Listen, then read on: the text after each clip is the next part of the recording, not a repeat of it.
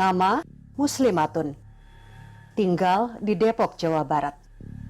Menjadi nasabah AJB Bumi Putra 1912 sejak tahun 2002 atau 18 tahun silam. Program asuransi yang Muslimatun ikuti beasiswa berencana untuk pendidikan. Besar premi yang harus dibayar 1,9 juta rupiah per tahun. Jika semua berjalan lancar, pada Agustus tahun lalu, Muslimatun seharusnya menerima pembayaran uang klaim polis asuransi sebesar 35 juta rupiah. Sedianya, dana itu akan ia gunakan untuk pendidikan anaknya masuk perguruan tinggi. Tapi, Muslimatun harus gigit jari, sebab klaim yang keempatnya tidak kunjung dibayar oleh Bumi Putra. Ini mimpi buruk. Sebab sebelumnya, perusahaan yang telah berdiri sejak awal abad 20 itu lancar membayar klaim asuransinya sewaktu sang anak masuk jenjang pendidikan SD, SMP, hingga SMA. Ini saya jenis polis beasiswa berencana, namanya beasiswa berencana buat sekolah pendidikan anak saya. Ini tanggal 1 Agustus 2007 saya terima ini, anak saya masuk SD, si adik. Okay. Tanggal 1 Agustus 2013 anak saya masuk SMP, turunlah uang sekian.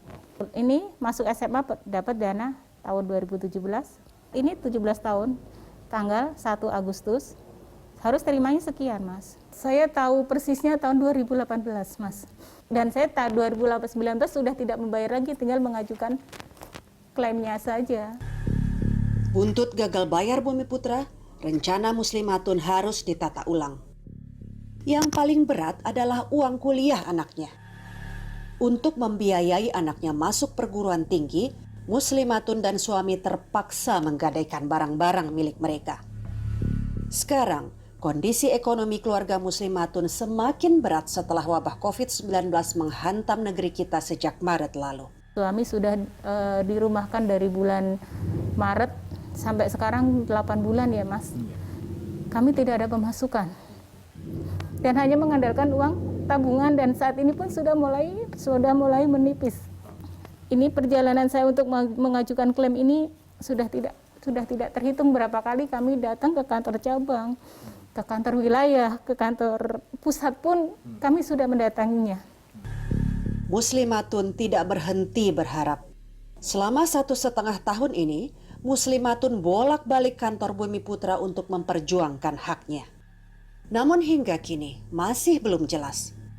Tanggal 20 Januari saya ke kantor cabang. Dikasihlah nomor antrian, katanya dari nomor antrian 961, saya mundur 672. Entah Maret, entah apa, saya datang lagi ke kantor cabang karena tidak ada hasil. Tiba-tiba nomor antrian saya jadi 9.584. Sementara yang sudah dibayarkan saat itu cuman 27 atau apa. Berapa tahun lagi Mas saya cari kalau saya dengan nomor antrian ini. Dan ini adalah Meilani. Tinggal di Pulau Gadung, Jakarta Timur. Produk asuransi Bumi Putra yang Meilani ikuti beasiswa berencana sejak 2003 atau 17 tahun lalu. Premi yang harus ia bayar Rp2.027.000. Itu direncanakan untuk mempersiapkan pendidikan anak keduanya. Yang mana masuk STK dapat, masuk SD dapat, kalau nggak salah saya ya SMP, SMA, dan terakhir kuliah. Itu bertahap lah. Mau masuk kuliah ini baru kita tahu kalau Bumi Putra bermasalah, dan saya termasuk yang salah satu jadi korban gagal bayarnya. Dana sebesar 20 juta hingga kini belum diterima oleh Meilani. Ditambah nilai manfaat, seharusnya Meilani mengantongi 73 juta rupiah pada bulan Mei lalu. Jatuh tempo terakhir itu tanggal 1 bulan 5 2020. Klaimnya sekitar 70-an lah. Anak masuk kuliah itu bulan Juli. Jadi saya awalnya udah tenang deh nih, udah punya dana nih buat anak kuliah gitu kan. Ternyata pas saya klaim nggak bisa. Kita sedih, kecewa, marah, pokoknya semua berkecamuk, Mbak. Mimpi Meilani buyar. Dana pendidikan untuk masuk perguruan tinggi tidak tersedia saat dibutuhkan. Setelah sempat putus asa, Meilani dan suami nekat berutang sana-sini agar anaknya tetap bisa kuliah. Sampai dia bilang begini sama saya, Mama beneran aku nggak bisa kuliah. Coba Mbak, orang tua mana yang nggak sedih dipertanyakan begitu sama anaknya. Saya dapat pinjaman, tapi ya tetap saya berharap uang ini keluar, karena namanya saya pinjam, kan saya harus kembalikan. Belum lagi nanti semester depan dia harus bayar lagi, masa saya mau minjem lagi ke orang? Selama menjadi pemegang polis Bumi Putra, Meilani mengaku tak banyak mendapat informasi tentang kondisi perusahaan asuransi ini. Bahkan Meilani juga tidak tahu bentuk perusahaan asuransi ini adalah perusahaan bersama atau mutual. Status mutual ini membuat pemegang polis atau nasabah otomatis menjadi pemilik perusahaan sekaligus menanggung risiko untung rugi perusahaan bersama-sama. Setelah saya dapat info tentang mutual itu, ya kita kan mencari tahu dong mutual itu apa. Ternyata yang kita tahu mutual itu ibaratnya kalau ada kerugian kita yang menanggung nasabahnya. Nah sekarang yang kita pertanyakan pada saat mereka untung kita dapat apa? Itu kan kita nabung ke sana tuh buat anak kita kan, tahu kalau memang akan rugi ngapain kita nabung di sana. Irfan Raharjo, seorang yang telah lama malang melintang di dunia asuransi. Antara tahun 2012 hingga 2013, Irfan pernah menjabat sebagai Komisaris Independen Bumi Putra. Irfan memaparkan borok Bumi Putra dalam buku barunya berjudul Robohnya Asuransi Kami. Tanpa basa-basi, Irfan menyebut tata kelola di perusahaan ini buruk, bahkan ada praktik fraud.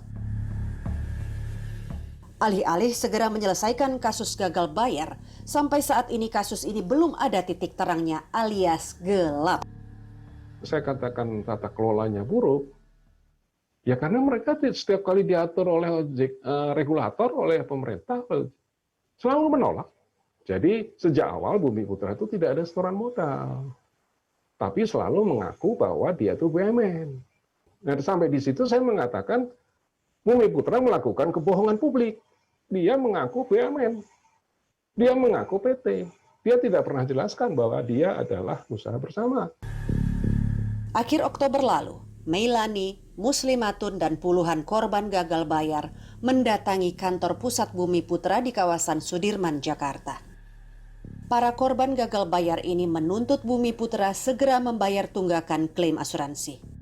Di sana, mereka ditemui Direktur Utama Bumi Putra, Faizal Karim. Meilani menyebut saat itu Faizal Karim berjanji akan membayarkan sebagian tunggakan polis dengan menggunakan dana cadangan, totalnya 100 miliar rupiah. Itu cuma secuil, sebab hanya 1% dari total nilai tunggakan polis Bumi Putra. Pada 2019, jumlah tunggakan polis masih sebesar 4,1 triliun rupiah. Akhir tahun ini melonjak 2 kali lipat.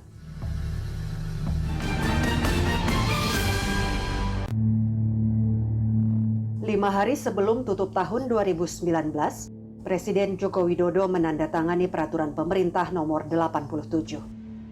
Belit ini mengatur tentang perusahaan asuransi berbentuk usaha bersama atau mutual.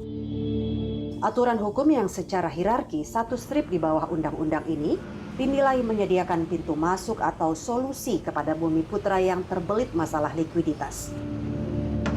Hingga paruh kedua abad 21 ini, Bumi Putra merupakan satu-satunya asuransi berbentuk usaha bersama atau mutual di negeri kita. Namun hampir setahun setelah diteken, PP ini belum juga diterapkan oleh Bumi Putra. Fatan, anggota fraksi PKB yang menjabat sebagai Wakil Ketua Komisi 11 DPR, menceritakan latar belakang lahirnya PP tadi. Lahir dari rapat kerja antara Komisi 11 dengan OJK. Karena OJK kesulitan dalam pintu masuk kelembagaannya, makanya kemudian OJK berkirim surat kepada Presiden harus ada deal mutual. Dan Presiden telah mengeluarkan, nah cuma memang belum lengkap sebetulnya setelah deal mutual ini apa sebetulnya langkah-langkah berikutnya. PP nomor 87 tahun 2019 mengatur tata kelola, persyaratan, dan tata cara perubahan serta pembubaran Badan Hukum Usaha Bersama. PP memungkinkan mengganti Badan Perwakilan Anggota atau BPA dengan Rapat Umum Anggota atau RUA. Dalam anggaran dasar Bumi Putra, BPA adalah lembaga tertinggi yang punya wewenang menentukan pokok-pokok kebijaksanaan perusahaan dan mengadakan pengawasan umum.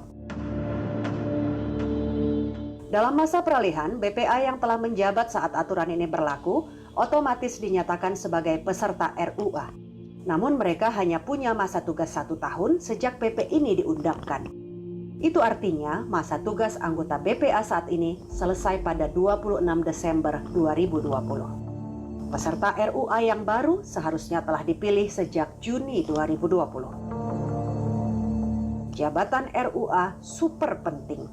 Organ ini dapat menetapkan persetujuan langkah lanjutan dalam rangka penyehatan keuangan hingga memutuskan pembubaran usaha bersama. Artinya, upaya penyelesaian kasus gagal bayar yang membelit Bumi Putra ini bisa dimulai dengan pembentukan RUA. Tapi, BPA yang saat ini menjadi peserta RUA tak kunjung memilih RUA baru. 8 orang anggota BPA Bumi Putra malah mengajukan uji materi Undang-Undang Nomor 40 Tahun 2014 tentang perasuransian ke Mahkamah Konstitusi.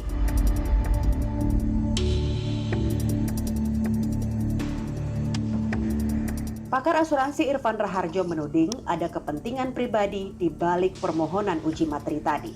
PP 87 itu mengatur bahwa yang menjadi badan perwakilan anggota, kalau sekarang rapat umum anggota, tidak boleh orang partai politik. Nah, Bumi Putra itu isinya orang partai politik. Tidak mau diatur. Padahal dari dulu mintanya diatur. Jadi yang BRK bela itu adalah kepentingan sendiri. Kepentingan elit, kepentingan bukan pemegang polis. Mereka tidak pernah bela pemegang polis. Makanya kalau dulu saya membela Bumi Putra, sekarang saya lawan. Dulu dibela mati-matian, sekarang lihat seperti ini, ulah mereka bagian dari masalah. Memang, PP nomor 87 tahun 2019 melarang peserta RUA menjabat sebagai anggota atau pengurus partai politik. Sementara, saat ini, 2 dari 4 nama BPA yang tercantum dalam website Bumi Putra tercatat sebagai anggota partai politik. Tim Indep berusaha menghubungi anggota BPA untuk meminta klarifikasi. Ketua BPA Nur Hasanah tidak merespons pesan WhatsApp dan telepon kami. Sementara anggota BPA Ibnu Hajar dan Septina Primawati melempar permohonan wawancara kami ke Nur Hasanah.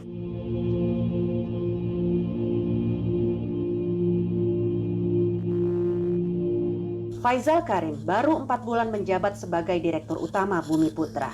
Sebelumnya, jabatan tadi diduduki oleh Dirman Pardosi.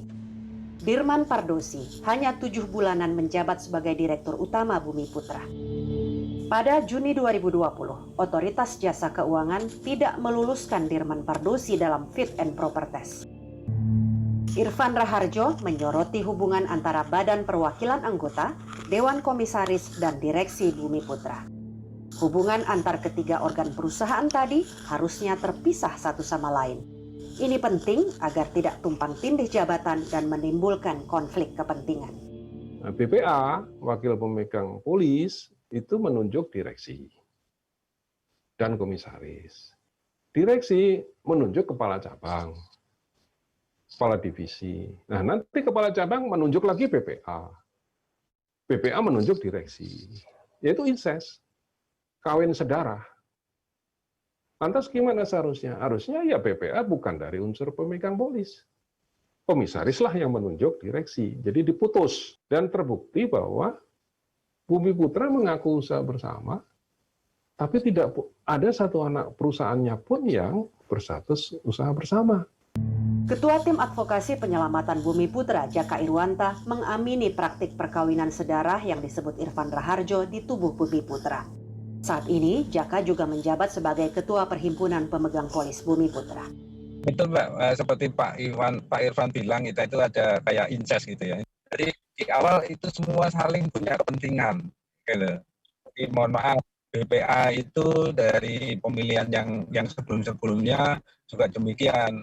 Itu atas kesepakatan dengan direksi. Nah, kepentingan itulah ketika dia masuk menjadi BPA, kemudian kolaborasi dengan BOD, BOC, tidak betul-betul atas suatu niat baik untuk membesarkan atau untuk kepentingan perusahaan. Diakui atau tidak, Bumi Putra benar-benar ruwet. Pada September lalu misalnya, Jaka Irwanta diangkat menjadi asisten direktur pemasaran Bumi Putra. Apakah rangka posisi seperti ini tidak menerbitkan konflik kepentingan? Menurut saya nggak di dua kaki sih Mbak, sebenarnya saling sinergi ya gitu. Karena keberadaan saya tetap pada posisi bagaimana menyelamatkan Bumi Putra. Fatan, Wakil Komisi 11 DPR juga menyoroti konflik kepentingan dalam tubuh Bumi Putra yang membuat penyelesaian kasus gagal bayar masih gelap hingga saat ini. Ya mungkin karena, iya saya kira saya sepakat karena konflik internal, kemudian interest yang akan hilang, kemudian karena ini kan semacam kursi empuk lah yang dinikmati orang sepanjang masa gitu. Jadi beri kewenangan OJK sepenuhnya, nanti DPR akan menerima laporan itu dan kita akan periksa kembali. Gitu.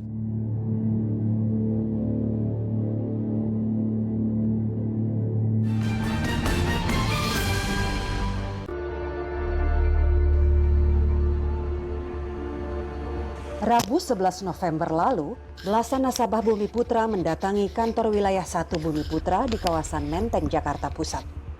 Mereka menagih janji Direktur Utama Bumi Putra, Faisal Karim, yang berjanji bakal menggelontorkan dana sebesar 100 miliar rupiah untuk membayar sebagian tunggakan polis.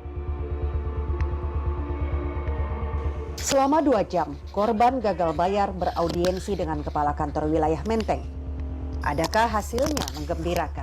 Sebenarnya kalau memang ini nggak tembus-tembus, harus pemegang polis yang bergerak. Nggak bisa yang lain-lain. Menekan pemerintah, menekan OJK, hanya pemegang polis. Karena dalam anggaran dasar, pemilihnya adalah pemegang polis. Kenapa? Berharap sama wakil udah nggak bisa. Ya. Wakilnya sudah nggak bisa. Dan kemarin mohon maaf.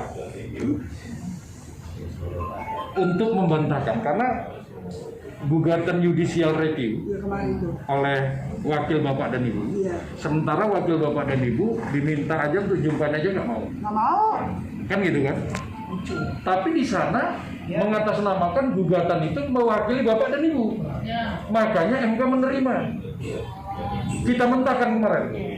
Kita mentahkan bahwa gugatan judicial review mewakili Bumi Putra itu tidak sah. Itu suratnya dari negeri. Setelah kita ketemu dengan Bapak Untung, ya kan, mewakili manajemen Bumi Putra, mengatakan bahwasanya Bumi Putra belum bisa menjalankan pembayaran, ya kan?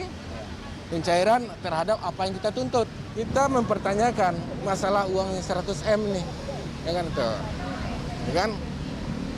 Ternyata dana cadangan yang 100 M itu menurut direktur ya, yang akan dilokasikan terhadap kita, ya kan, itu belum terlaksana. Janji tinggal janji.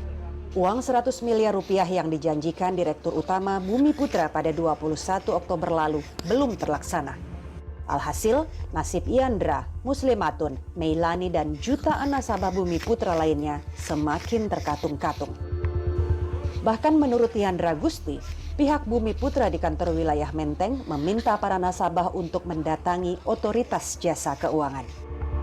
Kita sudah bikin surat, ya kan? Sangat banyak sekali surat kepada pihak OJK mengenai apa? Mengenai masalah tertundanya, ya kan, pembayaran ini yang sekian lama itu dari Bumi Putra gitu, Pak. Pada prinsipnya kita tidak mau tahu. Kita tahunya manajemen Bumi Putra membayarkan, ya kan, uang kita. Kembalikan uang kita itu aja. Pasal 38 Anggaran Dasar Bumi Putra menyebutkan, jika ada kerugian yang menimpa Bumi Putra dan tidak dapat ditutup dengan dana cadangan umum dan dana jaminan, rapat umum anggota harus menyelenggarakan sidang luar biasa. Sidang ini untuk memutuskan apakah Bumi Putra dilikuidasi atau berlanjut dengan mempertahankan bentuk usaha mutual atau mengubah bentuk badan usaha lainnya. Jika sidang memutuskan Bumi Putra tetap berdiri, maka kerugian dibagi secara pro rata di antara para anggota dengan cara yang ditetapkan dalam sidang RUA. Dalam surat OJK tertanggal 16 April 2020 yang ditujukan kepada rapat umum anggota, direksi, hingga Dewan Komisaris Bumi Putra, ada perintah untuk mengimplementasikan pasal 38 ini. Namun, amanat ini harus dibarengi dengan penyampaian Rencana Penyehatan Keuangan atau RPK Bumi Putra oleh organ perusahaan. OJK memberikan tenggat waktu hingga 23 Desember 2020 untuk organ perusahaan menyerahkan RPK yang lebih komprehensif dan realistis. Jadi mereka harus keluar dari bentuk mutual sekarang, dan itu sudah ada pintu daruratnya. Karena cara yang sekarang mereka nggak bisa mendatangkan uang, tidak bisa mengundang investor. Kenapa tidak bisa? Karena investor nanti menanamkan uang dalam bentuk apa? Karena anggaran dasarnya mereka pemiliknya adalah pemegang polis. Tim Indep telah menghubungi Direktur Utama Bumi Putra Faisal Karim untuk wawancara. Selain melalui pesan WhatsApp, kami juga mendatangi kantor pusat Bumi Putra di kawasan Sudirman, Jakarta Pusat pada 10 November. Saat itu kami ditemui oleh Heri Darmawansyah, Sekretaris Perusahaan Bumi Putra. Heri menolak memberikan pernyataan kepada kami. Saya pun kalau ngasih statement saya belum diberikan amanat apa-apa. Iya ya, kalau betul. Pilih begitu ya. Kecuali nanti sudah ada dilimpahkan, ya saya akan temuin semua. Teman-teman media juga banyak ke saya, cuma saya bilang tupoksi itu belum ke saya. Keesokan harinya, 11 November, kami bertemu dengan Dirut Bumi Putra Faisal Karim di kantor Bumi Putra Muda 1967 di kawasan Kebayoran Baru, Jakarta Selatan. Barusan saya bertemu dengan Direktur Utama Bumi Putra Faisal Karim. Tadinya kami janjian untuk wawancara. Namun pada saat bertemu, Faisal Karim menolak untuk diwawancara karena Bumi Putra masih mencari juru bicara untuk menyampaikan informasi terkini terkait Bumi Putra. Kami juga berusaha mewawancarai pihak Otoritas Jasa Keuangan (OJK). Namun hingga episode ini ditayangkan, tidak ada pernyataan yang disampaikan oleh OJK. Humas OJK menyebut kasus individu perusahaan yang masih dalam proses pengawasan OJK tidak akan disampaikan ke publik, kecuali jika sudah keluar hasil pengawasannya. Kami sudah mencoba menghubungi pihak Otoritas Jasa Keuangan mulai dari Humas, juru bicara, hingga Kepala Eksekutif Pengawas IKNB OJK Riswinandi dan sekretaris pribadinya. Dan kami juga telah mengirim surat resmi permohonan wawancara, namun sampai dengan saat ini pihak OJK tidak merespon kami.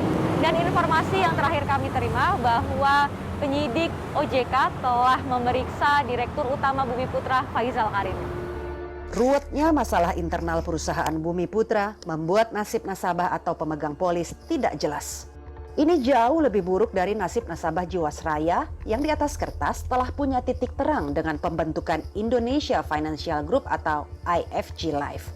Adapun kasus gagal bayar AJB Bumi Putra 1912 sampai sekarang tetap ruwet, kusut, dan gelap. Kita ini sangat butuh uangnya itu, Pak. Ya, saya betul-betul sedih itu, Pak. Ya kan? Sampai harus datang begini, Pak, itu. Nagih itu. Terus aja, saya minta negara hadir. Tolong gitu, negara hadir. Ya kan? Berpihaklah kepada kita di nasabah ini.